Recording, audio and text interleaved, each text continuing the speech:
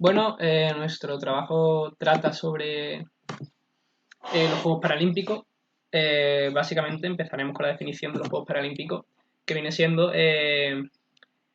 la misma definición para los Juegos Olímpicos, solo que en este caso las competiciones tienen adaptaciones particulares para cada participante, para cada deportista. Bueno, el término para, que viene del griego, creemos que está mal utilizado en este momento, ya que en este ámbito, mejor dicho, porque se hace referencia con este término a algo que no es, pero que se parece. Entonces no estamos de acuerdo, porque, bueno, por ejemplo, paramilitar, un paramilitar en la guerra no tiene la misma función ni llega a ser tanto, pero un deportista paralímpico tiene los mismos méritos y los mismos derechos que un deportista que no tiene ninguna discapacidad. Entonces, creemos que este término no debería ser usado para este momento, solo que, claro, ya el término en sí está muy arraigado a nuestra sociedad, entonces es un poco complicado quitarlo, por así decirlo. Pero bueno, solo queríamos aclarar. Bueno, pues a continuación yo voy a presentar la evolución y la historia de los Juegos Paralímpicos. Empezaré por el origen. Y en cuanto al origen, su verdadero desarrollo de los Juegos Paralímpicos se produjo después de la Segunda Guerra Mundial, con el propósito de rehabilitar a los numerosos soldados y civiles que habían resultado heridos durante la guerra.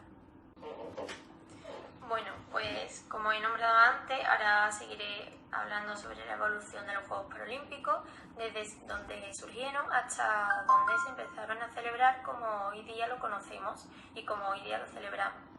Pues empezaremos nombrando su primera edición, que tuvo lugar en Roma en el año 1960 y comenzó 6 días después de la clausura de los Juegos Olímpicos. No coincidía ni en fecha, ni en ciudad, ni utilizaba las mismas instalaciones y ni tenía el mismo presupuesto. Los Juegos Paralímpicos y Olímpicos en esos momentos presentaban grandes diferencias. Continuamos hablando de la evolución. El 22 de septiembre de 1989 nació en Alemania el Comité Paralímpico Internacional, que es una organización sin ánimo de lucro destinada a actuar como órgano de gobierno, como órgano máximo de gobierno del movimiento paralímpico. Por otro lado, desde Seúl en 1988 y Albertville en 1992, los Juegos Olímpicos y los Juegos Paralímpicos de verano e invierno se celebraron en las mismas ciudades e instalaciones. Esto marcó un antes y un después, fruto del acuerdo entre el ICC y el Comité Olímpico Internacional, en el que esta decisión tuvo un papel importante. El presidente del máximo órgano olímpico de esos momentos era Juan Antonio Samaranch. Por otra parte, en Barcelona en 1992 fue un punto de inflexión, porque allí se fraguaron, como hemos dicho antes, que vamos a decir dónde empezaron a celebrarse, como hoy en día los Juegos Paralímpicos.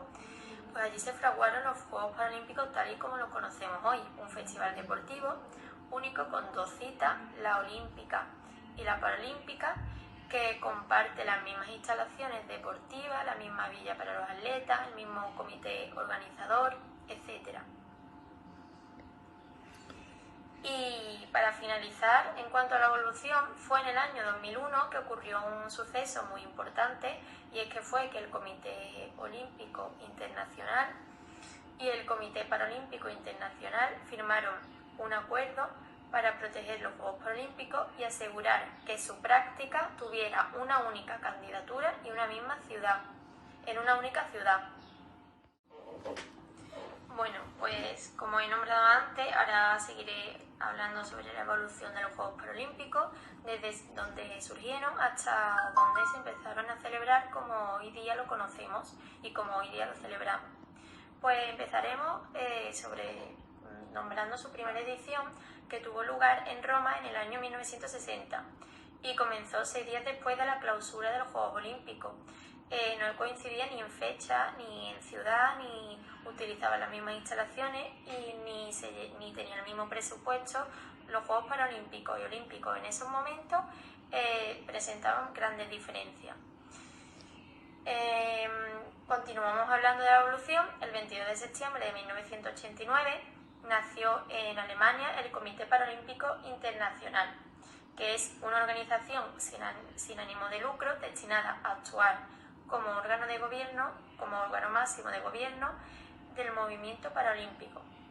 Por otro lado, desde Seúl en 1988 y Albertville en 1992, los Juegos Olímpicos y los Juegos Paralímpicos de verano e invierno se celebraron en las mismas ciudades e instalaciones. Esto marcó un antes y un después, fruto del acuerdo entre el ICC y el Comité Olímpico Internacional, en el que esta decisión tuvo un papel importante. El presidente del máximo órgano olímpico de esos momentos era Juan Antonio Samaranch. Por otra parte, en Barcelona en 1992 fue un punto de inflexión, porque allí se fraguaron, como hemos dicho antes, que vamos a decir dónde empezaron a celebrarse, como hoy en día los Juegos Paralímpicos, pues allí se fraguaron los Juegos Paralímpicos tal y como los conocemos hoy, un festival deportivo único con dos citas, la olímpica y la paralímpica, que comparte las mismas instalaciones deportivas, la misma villa para los atletas, el mismo comité organizador, etc.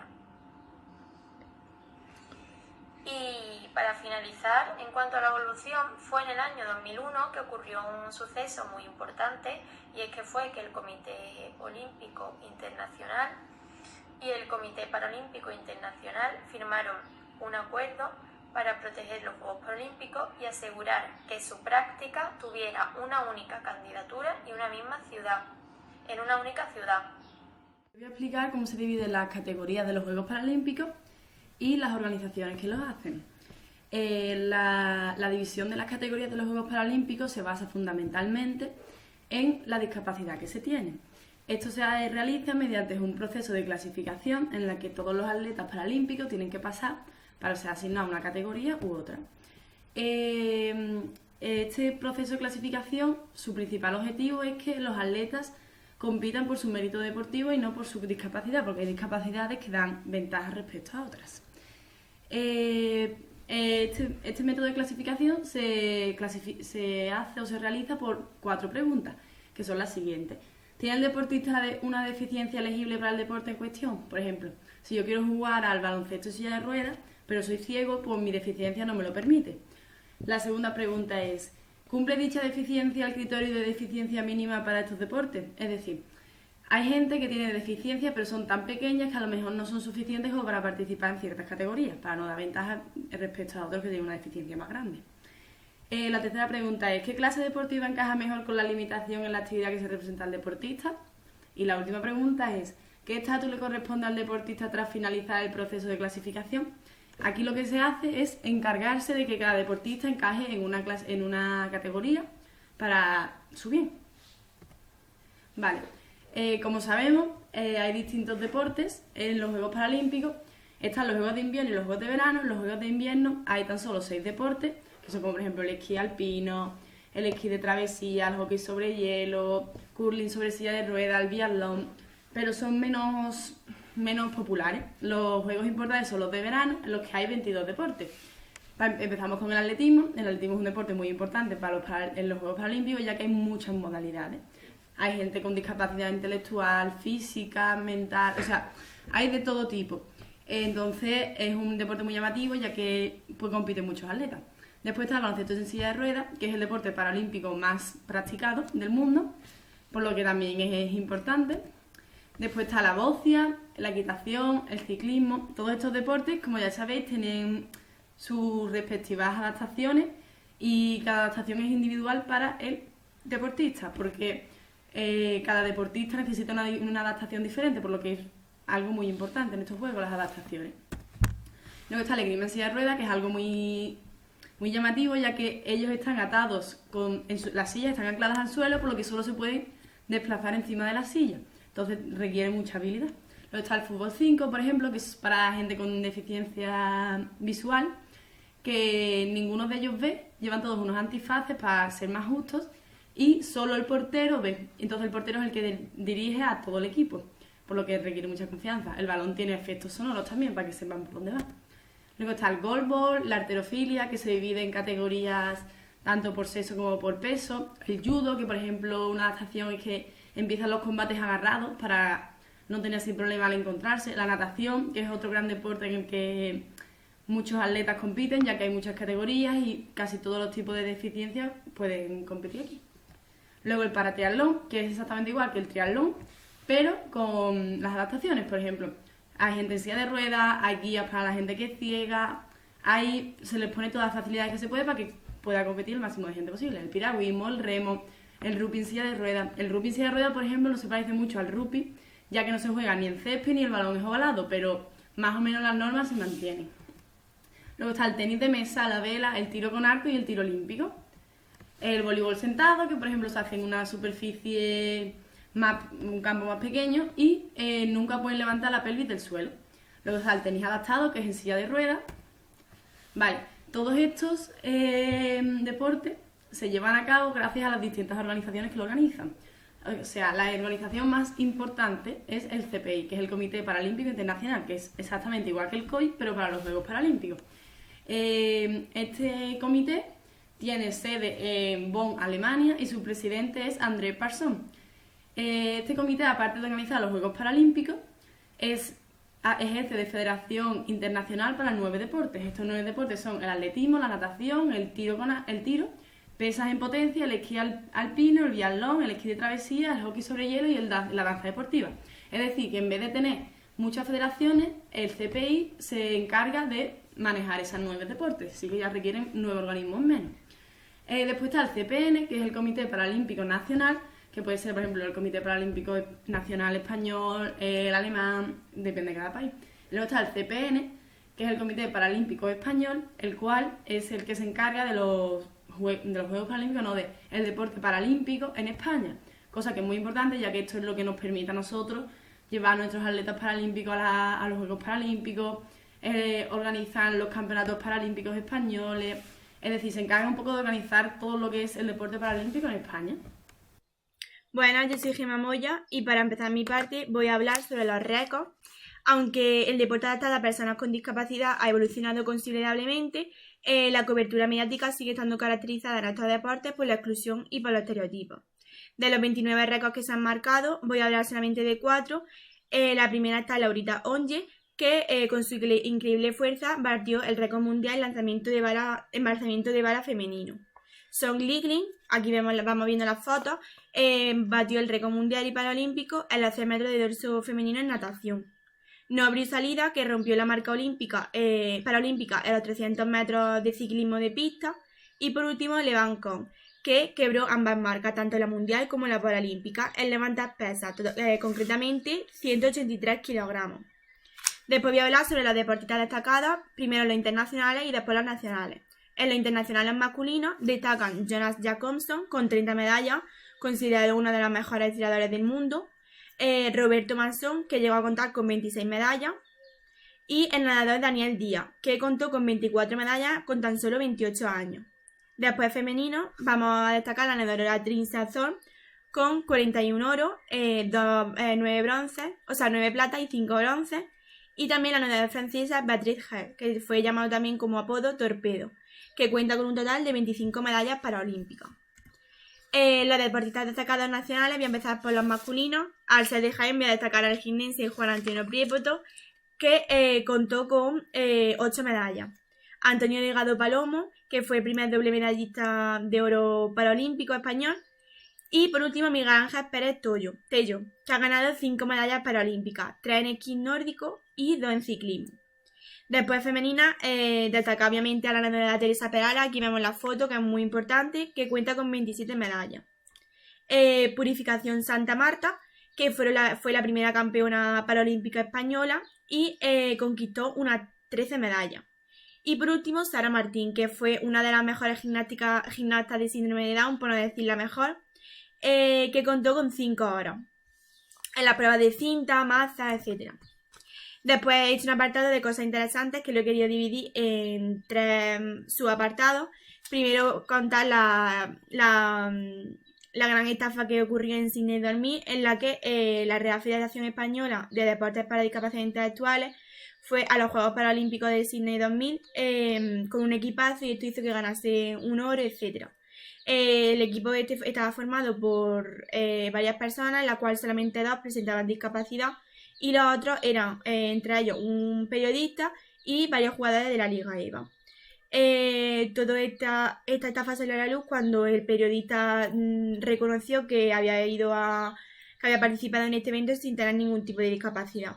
Y entonces esta gran estafa, pues 13 años después, se tuvo que resolver en tribunales, hubieron multas de por medio y fue un gran fraude. Esto hizo que obviamente le quitase el Comité Paralímpico Español, pues retirase las medallas que habían ganado porque no se las merecían. Esta gran estafa forma parte del top 10 de estafas de la historia del deporte española. Pero el lado positivo que le podemos sacar es que protagonizó la gran famosa película Campeones, que es preciosa, y que explica que la mayor parte de los Juegos Españoles que se disputaron en esta disciplina pues no presentaban ningún tipo de discapacidad. La siguiente cosa interesante son los momentos más inolvidables que ocurrieron en Río 2016. Primero destacar la espectacular ceremonia de clausura, que estuvo marcada por la triste muerte del ciclista iraní Braham Governaz, que fue el primer atleta que murió en unos Juegos Olímpicos en plena competición. Después, con respecto a la admiración, destacar Ibrahim Hamatou, que está aquí la foto, que fue un jugador de tenis de mesa que al no tener brazos hizo un movimiento increíble con una sincronización increíble, en la que levantó la pelota con los dedos de los pies y golpeó la raqueta con la boca, sin necesidad de brazos porque no tenía. Después el estadounidense Jeff Fabry, que mostró la gran presión que tenía que aguantar con la boca para lograr la tensión que necesitaba para soltar una flecha a 70 metros de distancia, sin necesitar sus brazos porque tampoco tenía. Y por último, destacar el atleta Abdellatif Baka, que superó el tiempo logrado por el deportista Matej Centroliv en los Juegos Olímpicos de Río 2016. Y esto se convirtió superó la marca del estadounidense, y fue un hecho que se ha convertido en muy importante. Y después, por último, quiero destacar y darle visibilidad a la gran diferencia que hay con respecto al deporte olímpico.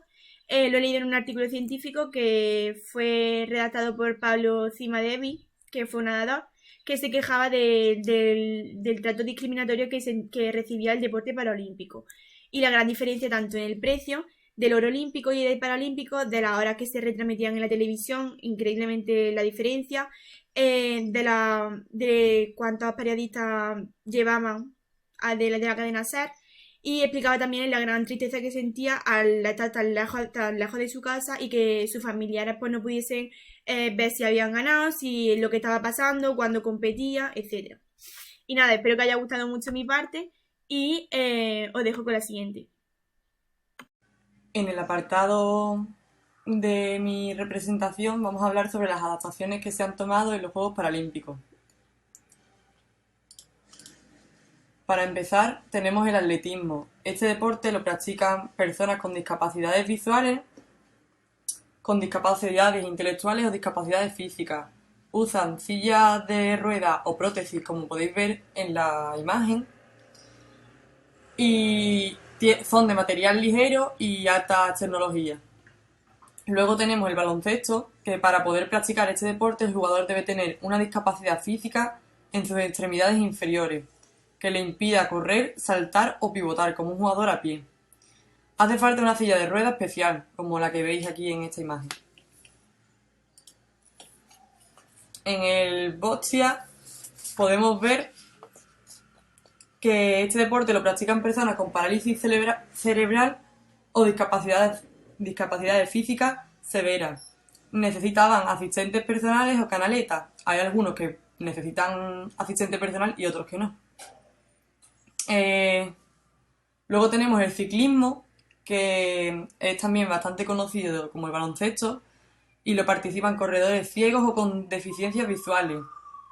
con parálisis cerebrales, amputados o con otras discapacidades físicas. Compiten en tándem, bicicletas convencionales, bicicletas de mano o handbikes, como se conocen, y triciclos. Aquí en esta imagen os he dejado varios ejemplos. Luego tenemos el curling en silla de ruedas, que como su propio nombre dice, se necesitará una silla de ruedas y un palo para el lanzamiento del stick. Es practicado por atletas sin movilidad o con movilidad muy reducida. Luego tenemos el esgrima. Los tiradores compiten sujetos a las sillas de ruedas, que a su vez van ancladas al suelo, lo que les confiere una mayor libertad de movimiento en el tronco y en los miembros superiores. Se utilizan tres armas, los floretes, las espadas y el sable. Luego tenemos el esquí alpino. Este deporte es practicado por personas con discapacidad visual y con discapacidades físicas. El material que usan son estabilizadores, andador para nieve y sit ski, que es un tipo de silla. Luego el fútbol, que también lo conocemos bastante, y lo practican personas con movilidad, con visualización reducida o totalmente, en plan, que son ciegos. Lo practican con un balón sonoro y unas antifaces en los ojos, excepto el portero, que es el único que puede tener vista. Luego tenemos el goalball, que es practicado por personas ciegas y deficientes visuales también, y el material usado es como en el fútbol, balón con cascabeles y antifaz opaco. Luego está la halterofilia, que es la modalidad press de banca, la practicaban deportistas con lesión medular, amputación, parálisis cerebral o discapacidades físicas de otro tipo. Que deben reunir unos criterios mínimos de elegibilidad basados en su capacidad y usan un banco, una barra de competición y ataduras de piernas. Como podéis ver ahí, las ataduras de piernas es para que no se les vaya el cuerpo para adelante y puedan coger suficiente peso. Luego está la hípica, que lo practican las personas con discapacidades visuales, con amputaciones, discapacidades físicas o mentales. Usan riendas especiales, como podéis ver ahí, y estribos especiales también, y guías que no tienen discapacidades visuales para que los ayuden. Luego está la natación, que es practicada por personas con discapacidades físicas y parálisis cerebrales, y necesitan una barra que desde fuera de la piscina lo van dirigiendo por donde van, se lo ponen en la cabeza y lo van dirigiendo por el sitio que van. Y luego unas gafas que son opacas también. Luego tenemos el piragüismo, que lo practican personas con discapacidades físicas. Las canoas se llaman, tienen un soporte lateral de flotación y llevan una pala de una sola hoja, y los kayaks llevan palas de 2 hojas y no llevan soporte, como podéis ver en esta imagen. Tienen el soporte aquí al lado y luego tienen una pala solamente de una hoja. Luego está el remo, que lo practican los remeros con discapacidades físicas. Para practicarlo necesitan embarcaciones adaptadas y sujeción, como podéis ver en esta imagen. Luego está el rugby en silla de ruedas, que juegan principalmente atletas con lesiones medulares que afectan a brazos y piernas hasta cierto grado, o con otras discapacidades causadas por distintos niveles de parálisis, como la parálisis cerebral, polio, etc. La silla de ruedas es adaptada para las condiciones permanente, de función sustancial o total en una o ambas piernas. Se necesita una silla de ruedas específica, como la que tenéis aquí en esta imagen. Luego tenemos el tenis en silla de ruedas, que también usamos la silla de ruedas para las personas que tienen discapacidades en las piernas. Luego tenemos el tiro con arco, que es un deporte practicado por deportistas con discapacidad física o parálisis cerebral o ambas cosas, y para practicarlo hace falta un arco adaptado y una silla de ruedas para los que tienen discapacidades físicas en los miembros inferiores. El tiro olímpico, que se dividen en dos grupos, los que no necesitan soporte para el brazo y los que lo necesitan. Para su uso hace falta empuñadura y soporte de rifle. Luego está la vela, que pueden participar atletas con discapacidades medulares, parálisis cerebral y discapacidades visuales. Para practicarlo hace falta descripciones de sonar con dibujos y veleros adaptados como el que vemos aquí en la imagen. Y por último tenemos el voleibol, que es característico porque se juega sentado y juegan atletas amputados y atletas con otras discapacidades, y la única diferencia es que juegan sentados.